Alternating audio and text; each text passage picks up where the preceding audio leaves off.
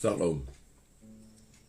Salam sejahtera untuk kita di hari ini. Biar hari ini damai di hati, hikmat, pengetahuan, marifat di otak, di jiwa, dan di hati kita, dan berkat kemurahan, kebajikan, keterampilan di tangan kita. Mari sama-sama di kesempatan ini kita beribadah kepada Tuhan. Mari kita menyembah Raja Maharaja, Tuhan yang ajaib itu.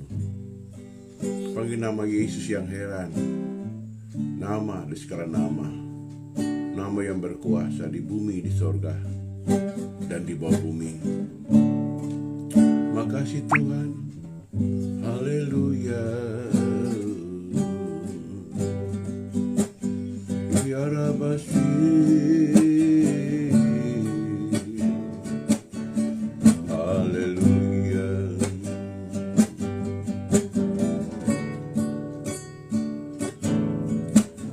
Besar dan ajaiblah karyamu, adil dan benarlah jalanmu, Raja segala bangsa yang maha kuasa, mulia namamu. Besar dan ajaiblah karyamu, adil dan benarlah jalanmu, Raja segala bangsa yang maha kuasa, mulia namamu. Layaklah segala bangsa sujud kepadamu, sebab Kau Allah yang kudus, layak disembah. Besar dan ajaiblah karyamu, adil dan benarlah jalanmu, Raja segala bangsa yang maha kuasa, mulia namamu. Layaklah segala bangsa sujud kepadamu,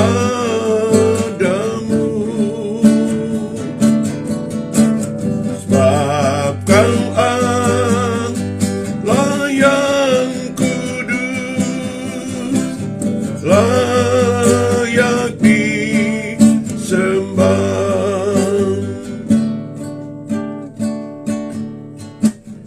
Besar dan ajaiblah karyamu,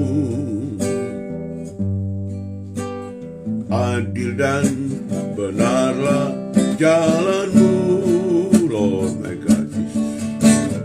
Raja segala bangsa yang maha kuasa, mulia namamu. Layaklah segala bangsa sujud kepadamu,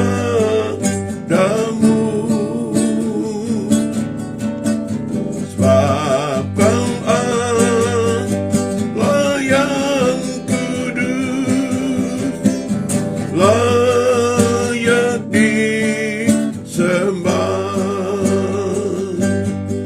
Haleluya.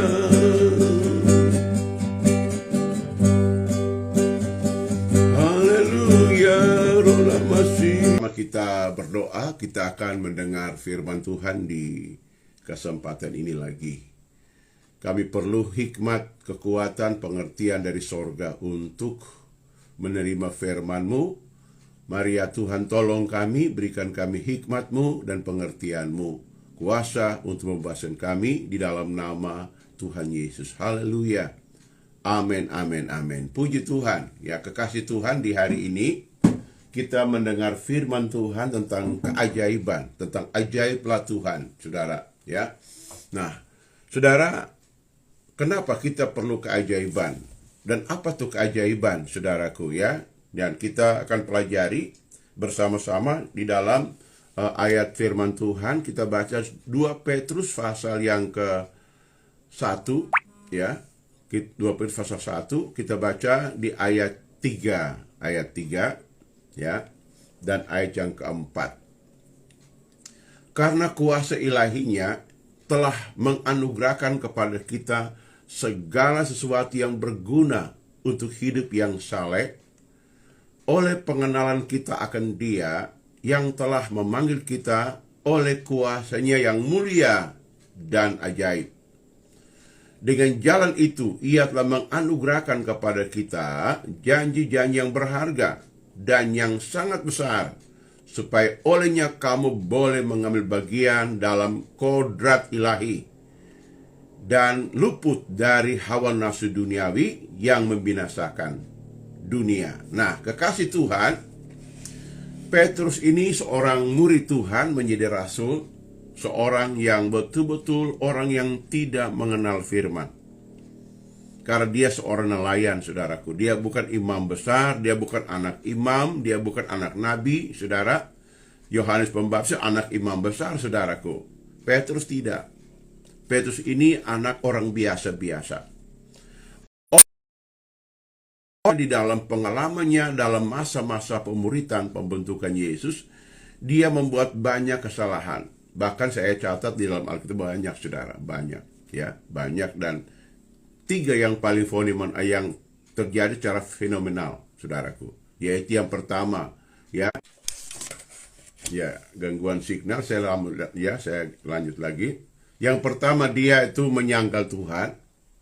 Yang kedua, saudara, dia tidak percaya bahwa 5.000 orang bisa makan 5 roti dan 2 ekor ikan. Dan yang ketiga, dia meninggalkan ruang persekutuan dengan Tuhan. Dan dia pergi kembali ke profesi lama.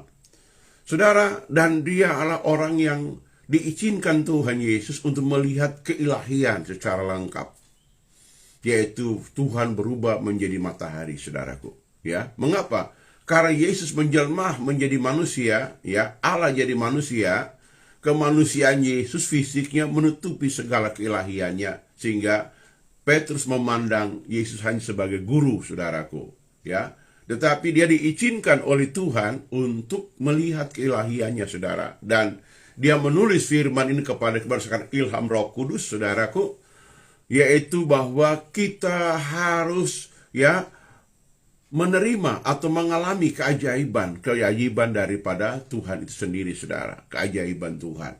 Nah, saya baca ulang di ayat yang ketiga dalam 2 Petrus pasal 1. Karena kuasa ilahinya telah menganugerahkan kepada kita segala sesuatu yang berguna. Perhatikan, segala sesuatu yang berguna untuk hidup yang saleh, oleh pengenalan kita akan Dia, akan Tuhan, yang telah memanggil kita oleh kuasa yang mulia dan ajaib. Kenapa Tuhan memanggil kita kuasa mulia dan ajaib, saudara? Ajaib karena pertama, Dia mengubah status kita dari makhluk menjadi anak Allah. Saudara, orang-orang yang tidak menerima Yesus hidup dalam dosa disebut makhluk.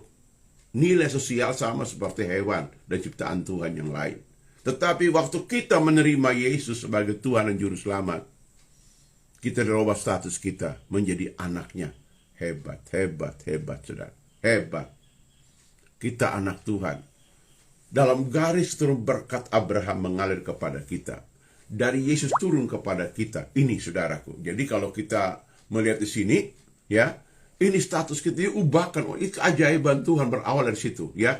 Status kita orang biasa-biasa diadopsi, diambil oleh Tuhan, dan Tuhan robah kita menjadi anak yang sah. Amin. Yohanes 1 ayat 12. waktu kita percaya menerima Yesus dalam hidup kita, dirubah, saudara, menjadi orang yang disebut anak Allah. Itu sangat ajaib, saudara. Siapa kita? Kita ini bukan darah Yahudi langsung, tidak. Ya, saudara, kita nggak tahu sisi dari mana, Sem, Yafet, ataukah Ham, kita nggak tahu, nggak ngerti. Tetapi Alkitab mengatakan bahwa waktu kita mengambil keputusan untuk terima Yesus sebagai Tuhan dan Juru Selamat, status kita diubahkan menjadi anak Allah. Itu hebat, itu sangat dahsyat. Ajaib Tuhan yang pertama. Nah, bukan sampai di situ saja, saudara kasih. Alkitab berkata di sini, saudara, kita menerima kodrat ilahi. Apa itu kodrat? Tabiat ilahi, saudaraku. Ya, tabiat ilahi menjadikan kita menjadi orang-orang yang luput dari hawa nafsu dunia. Artinya begini, senikmat-nikmatnya dosa kita nggak mau lagi. Amin. Saudara, dosa itu nikmat, saudara. Kalau nggak nikmat, orang nggak rajin lakukan. Amin. Dosa, umpamanya menipu. Wah, nikmat. Orang kalau berbohong nipu, itu rasanya nikmat sekali kalau nggak berbohong. Bohong dalam bisnis, bohong dalam keluarga, bohong dalam segala hal. Wah, dia akhirnya, wah dia, hebat saya ini, luar biasa. Saya bisa menang. Itu dasar ya perbuatan kebohongan. Itu, saudara, dosa nikmat, saudara. Ada orang, saudaraku, menyeleweng kiri kanan, saudara.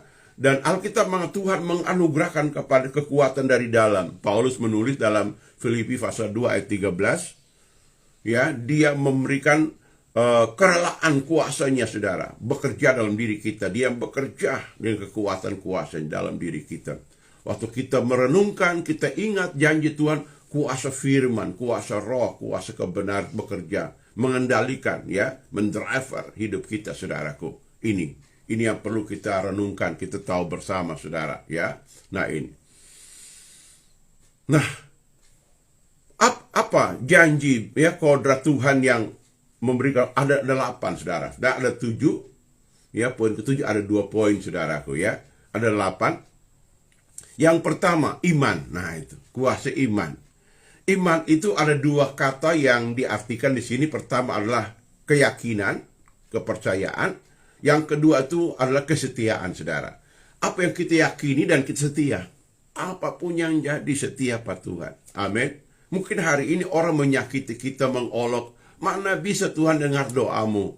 Saudara, Tuhan mau terus setia. Datang kepada Tuhan. Kemarin saya tidak masuk live ibadah. Karena memang pulang KKR sudah sangat lat, saudaraku, ya, sehingga saya agak kecapean fisik, dan hari ini saya bisa istirahat, saudara, dan kita ibadah lagi, puji Tuhan. Dan sebentar malam ibadah KKR yang ketiga yang terakhir, ya, sehingga saya hari ini harus puasa, ya, saya hari ini harus menyiapkan diri baik-baik untuk melayani Tuhan di sebentar malam, saudaraku, ya. Jadi pertama, kebajikan, iman. Di dalam iman ini kita mulai belajar untuk mulai mengenal, melakukan yang kedua namanya kebajikan. Nah, ini, ya, iman tambah dengan kebajikan. Apa tuh kebajikan, saudara? Berbuat hal yang terbaik menurut ukuran firman Tuhan. Untuk apa, saudara? Selalu berbuat baik. Seorang kaya di Alkitab bernama Sakeus. Sakeus ini seorang pemungut cukai dan punya harta banyak, punya aset banyak. Tetapi pada waktu Yesus datang di kampungnya di Yeriko, dia berlari mendahului semua orang dan dia memanjat pohon ara. Apa kisah tentang ini, saudara? Artinya begini, orang kaya kadang-kadang itu ingin melihat kebenaran, ingin bertemu dengan Tuhan dengan cara memanjat pohon ara. Apa pohon ara? Pohon ara adalah pohon, ya, yang dipanjat Sakeus, pohon yang ara yang sudah hilang kemanisannya. Nah, terkadang orang-orang ingin sukses, pingin cari teman. Temannya sudah hilang kemanisannya, senang bikin curang, bikin culas. Ya, kadang-kadang kan hidup kita seperti itu. Pohon ara yang hilang kemanisannya, gitu. Ya, fungsi pohon ara di Alkitab itu apa? Itu pohon pemanis, kemanisan. Kalau orang di Manado itu buah sambiki begitu, ya, buah manis, bikin cookies dan saudara. Itu mirip-mirip seperti itu, ya. Karena di Manado ini atau di Bitung belum ada saya lihat pohon ara, saudara. Tapi di Alkitab bilang pohon ara itu di Timur Tengah, di Israel itu buah untuk membuat cookies, kue, saudara. yaitu dagingnya manis. Nah, gitu. Sehingga itu makanan raja-raja. Nah, ini saudara. Nah, Zakius memanjat pohon ara yang tidak berbuah, saudaraku. Saudara, kita ingat Adam dan Hawa jahat dalam dosa. Apa pakaiannya mereka terkenangkan pertama? Daun ara. Ya, saudara, bersembunyi dalam dosa. Nah, ini, saudara. Maka Zakius dia punya harta. Tapi dia kehilangan damai, dia kehilangan kejujuran, dia kehilangan kebajikan, kehilangan keadilan, kehilangan kemanisan dalam dirinya. Maka dia harus bertemu dengan Tuhan Yesus. Makanya apa itu kemanisan di sini adalah kebajikan. Amin. Berbuat baik. Nama kita harum, saudara. Nah, ini ada Ibu Dise ini. Ibu ini sangat luar biasa kasih sayangnya kepada pekerjaan Tuhan. Amin, Ibu Dise ya. Ya, pemberiannya sebidang tanah untuk bangun gereja. Bahkan beberapa bidang tanah di Kota Bitung untuk bikin gereja dari berbagai organisasi gereja. Nah, ini itu namanya pohon ara yang manis. Perbuatan kemanisan kita. Tatkala Injil diberitakan, maka nama kita disebut, kata Alkitab. Ada seorang ibu tidak ada nama di Alkitab. Dia membawa minyak narwastu yang mahal, mengurapi kaki Yesus. Yesus berkata, perbuatan yang baik ini akan disebut setiap kali Injil diberitakan. Nah, saya kenal Ibu Dise ini ya, di Amerika beliau ya, saudara. Mondar mandir Bitung, Amerika ya. Dan dengan murah hati memberikan banyak berkat untuk pekerjaan Tuhan. Beliau luar biasa. Saya doakan sehat ya Ibu ya. Tuhan berkati hidup dan keluarga dan masa depan anak cucu. Diberkati Tuhan. Nah, gitu. Itu gambarannya, saudara. Iman tambah dengan kebajikan, saudara. Berbuat baik tanpa pikir untung rugi. Karena Tuhan yang punya kerajaan, yang punya kuasa, yang punya kemuliaan, pasti memberkati, pasti mengembalikan, pasti memenuhi segala keperluan kita. Yang ketiga, pengetahuan, saudara. Nah, ini pengetahuan. Nah, ini ya, pengetahuan, saudara. Mengapa pengetahuan? Iman timbul dari mendengar. Nah, saudara, mendengar firman, awal kita terima Yesus dan kita belajar nilai-nilai hukum-hukum Tuhan. Zaman sekarang banyak sekali penyesat, pendeta palsu, guru palsu, nabi palsu, banyak palsu-palsu muncul, saudara. Kalau kita nggak teliti, nggak ngerti kebenaran, wah, mudah dibohongi. Makanya iman tambah dengan pengetahuan. Pengetahuan itu ada kalau kita belajar, ya. Kalau kita mau diajar, kalau kita mau menerima atau mempelajari kitab suci, mempelajari hal-hal yang menyangkut ya, pengetahuan. Nah, manusia diciptakan Tuhan kan 3 dimensi, saudara. Roh, jiwa, dan tubuh, saudara. Roh kita butuh pengetahuan, namanya wahyu. Jiwa kita butuh pengetahuan, namanya rasional, saudaraku ya. Pengetahuan, entah pengetahuan firman Tuhan, entah pengetahuan ya ilmu-ilmu sosial, ilmu-ilmu apa, ilmu kedokteran dan sebagainya, saudara. Itu pengetahuan. Orang bisa naik pesawat terbang karena ada orang pilot bisa tahu bawa pesawat terbang. Orang naik mobil karena ada orang tahu bawa mobil, saudara. Ini pengetahuan. Jadi pengetahuan bisa pengetahuan rohani dan juga pengetahuan umum, saudaraku ya. Makanya kita perlu sekolah, perlu kuliah ya, sampai tingkat yang mentok di atas S3 umpamanya. Itu cari pengetahuan. Itu nggak salah. Jangan kita hanya dengar kata-kata orang ancam, buat apa gelar? Ya, saudara, dunia ini penuh harus kita pun belajar iman tambah pengetahuan. Jangan bangga hanya kita sudah bahasa roh. Itu baik, itu nggak salah, tapi itu perlu kita belajar tambah supaya apa? Jangan kita mudah goyah dengan orang memutarbalikan, orang bersilat kata, bersilat lidah. Kita dibohongi, saudaraku. Maka kita perlu namanya pengetahuan. Yang keempat, penguasaan diri. Nah, self control. Ya, penguasaan diri, kita kuasai diri kita. Sebelum berpikir, sebelum berkata-kata, kita berpikir, merenungkan, menimbang-nimbang dulu, saudara. Amin. Jadi orang mempunyai penguasaan diri sederhana begini. Sebelum dia bertindak, dia berpikir dan merenungkan, menimbang-nimbang. Saya ulangi, berpikir, merenungkan, dan menimbang-nimbang. Apa yang kita timbang? Bagaimana pendapat Tuhan? Bagaimana pendapat orang? Kita timbang. bagaimana keuntungan saya, bagaimana kerugian saya, apa efeknya. Kita timbang, saudara, baru kita ambil keputusan. Gitu, saudara. Itu namanya penguasaan diri. Yang kelima, ketekunan, saudaraku. Ketekunan ini berhubungan juga dengan poin yang pertama, iman. Tapi iman berhubungan dengan kesetiaan. Ketekunan, kita tekun mencari, saudara. Orang sukses itu mesti tekun, saudara. Menghadapi berbagai goncangan. Hidup itu penuh pencobaan. Pencobaan untuk mengetes kualitas kita, komitmen kita, keyakinan kita, saudaraku. Tatkala kita tekun dengan Tuhan, tekun melakukan suatu pekerjaan, kita pasti diberkati oleh Tuhan. Yang keenam adalah kesalehan. Apa itu kesalehan? Hidup tanpa cacat. Seperti Nabi Nuh, dia tidak cacat. Dia hidup bergaul dengan Tuhan. Saleh, sederhana.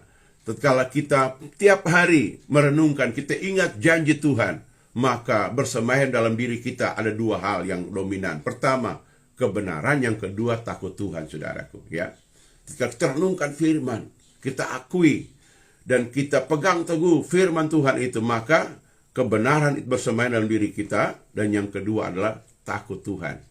Apa itu takut Tuhan?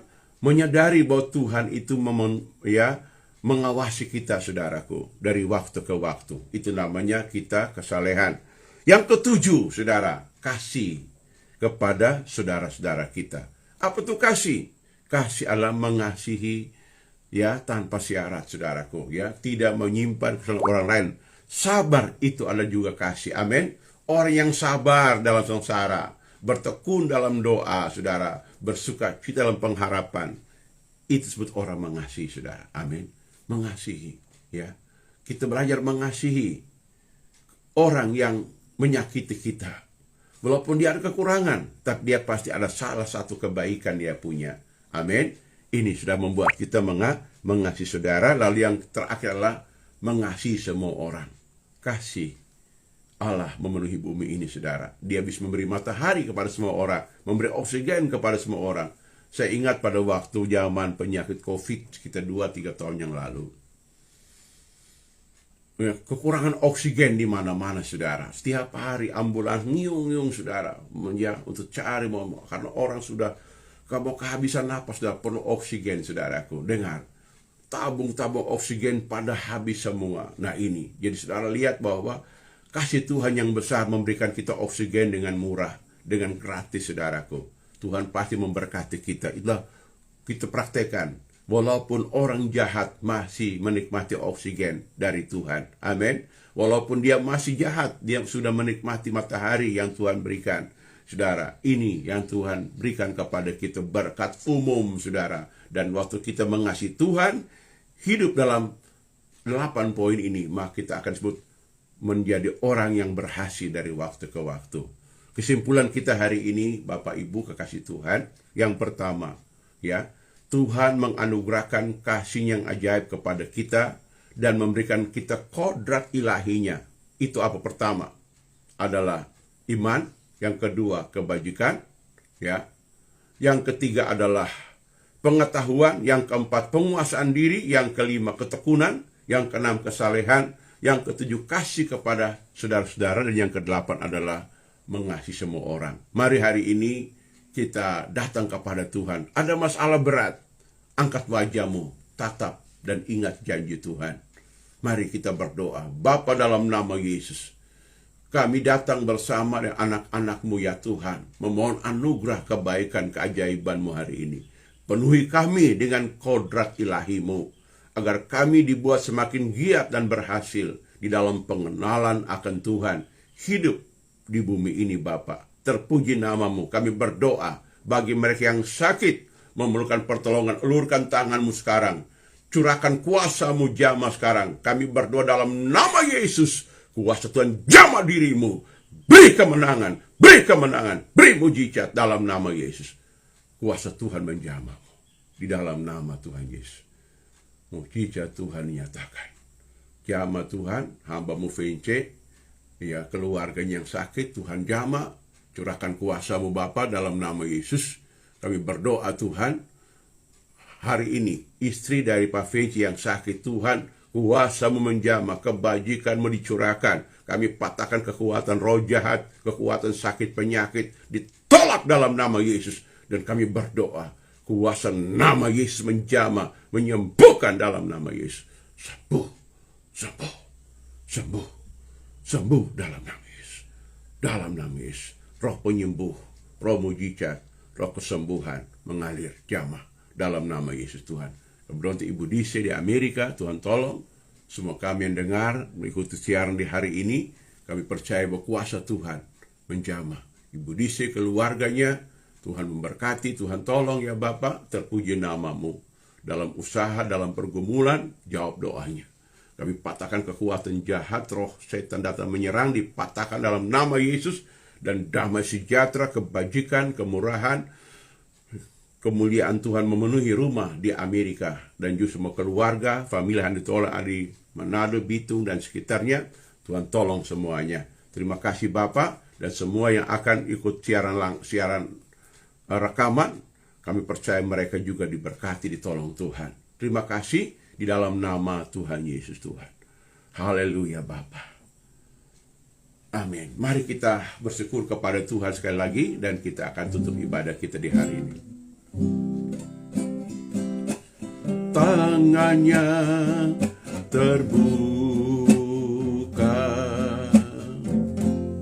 menunggulah,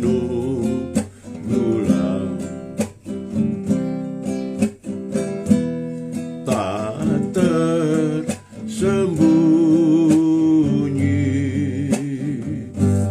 kuasa Allah, tangannya terbuka, menunggulah,